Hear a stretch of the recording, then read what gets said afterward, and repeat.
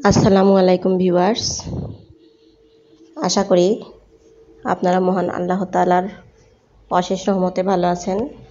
আমিও আল্লাহ তাআলার কুদরতে যথেষ্ট ভালো আছি।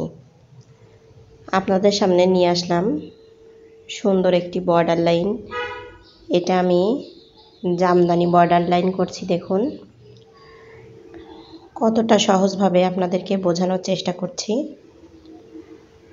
তো এভাবে বর্ডার লাইন যদি আপনারা কামিজ, ওড়না, এমনকি শাড়ি, আবার শালও হতে পারে, যদি এই বর্ডার লাইনটা দেন তাহলে অসম্ভব সুন্দর লাগবে। ধৈর্য ধরে ভিডিওটি দেখতে থাকুন, তাহলে বুঝবেন যে বর্ডার লাইনটা আসলে কত সুন্দর হচ্ছে।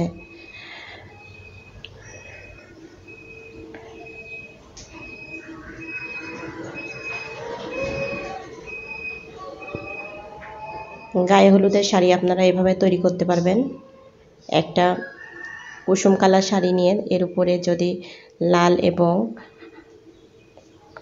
সবুজ কালার দিয়ে কাজ করেন তাহলে খুবই সুন্দর লাগবে।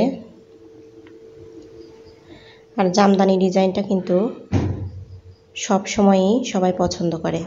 যে কোনো ওকেশনে জামদানি শাড়ি, থ্রি পিস পরলে একটু ট্রেডিশনাল লুক দেয়। এর জন্য সবাই জামদানি ডিজাইনের জামদানি শাড়ি এবং থ্রি পিস পরতে বেশি পছন্দ করে। আমিও খুবই পছন্দ করি জামদানি থ্রি পিস শাড়ি পরতে। তো শাড়ির সাথে একটা ব্লাউজ পিস আপনারা এইভাবে করে নিতে পারেন। হাতা এবং ব্লাউজের পিছনে যদি পিঠের দিকে এই কাজটা দেন তাহলেও শাড়ির সাথে কিন্তু অনায়াসে আপনারা পরতে পারবেন। আর থ্রি পিস করলে তো কোনো কথাই নেই, থ্রি পিসও অসম্ভব সুন্দর লাগবে। তো ডিজাইনটা আমার কাছে খুবই ভালো লেগেছে।